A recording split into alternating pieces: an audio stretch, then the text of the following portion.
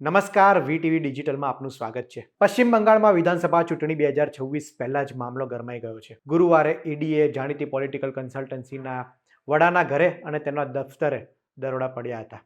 આ દરોડા દરમિયાન પશ્ચિમ બંગાળના મુખ્યમંત્રી મમતા બેનર્જી પહોંચી જતા ભારે હોબાળો મચી જવા પામ્યો છે. આ દરમિયાન મમતા બેનર્જીએ શું કહ્યું તે પહેલા સાંભળીએ. How to collect all of our party hard disk, the candidate list, the party strategy, the party plan. Is it the duty of the ED and Amit Shah, the nasty home minister, the naughty home minister who cannot protect the country and is taking away all my party documents? If I raid the BJP party office, what will be? What will be the result? And because of election, they are collecting all my information of my party. देखो मैंने सब लेके आया. Because I rang up Potik, because he is the in charge of my party. So my hard disk, see, phone, hard disk, all they are collecting, and they have already attacked my IT office also. In fact, sector 5, I am going there also. શુક્રવારે સવારે પક્ષના 8 સાંસદોએ દિલ્હીમાં ગૃહ મંત્રાલયની બહાર જોરદાર વિરોધ પ્રદર્શન કર્યું હતું. ડેરેક ઓબ્રાયન, મહુઆ મોઇત્રા અને કીર્તિ આઝાદે ભારે સૂત્રોચ્ચાર કર્યા હતા. સાંસદોએ બંગાળમાં ભાજપની ગંદી ચાલ નહીં ચાલે તેવા સૂત્રોચ્ચાર કર્યા હતા. દિલ્હી પોલીસે સાંસદોની અટકાયત કરી હતી. આ દરમિયાન ધક્કામુક્કી પણ થઈ હતી.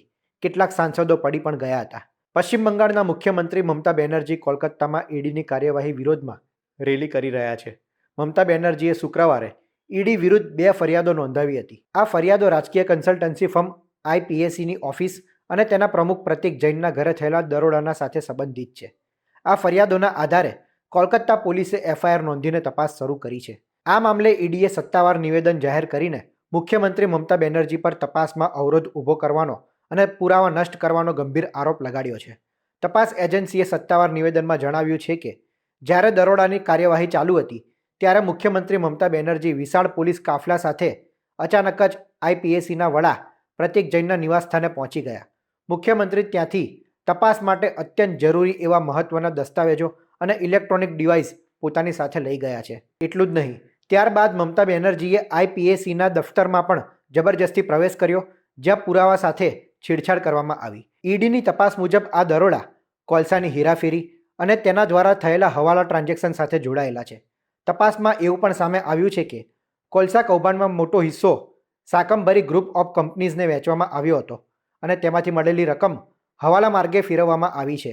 એક એજન્સીના રિપોર્ટ મુજબ આ કૌભાંડમાં સામેલ શંકાસ્પદ વ્યક્તિએ પોલિટિકલ કન્સલ્ટન્સી કંપનીને કરોડો રૂપિયા ટ્રાન્સફર કર્યા હોવાનો પુરાવા છે.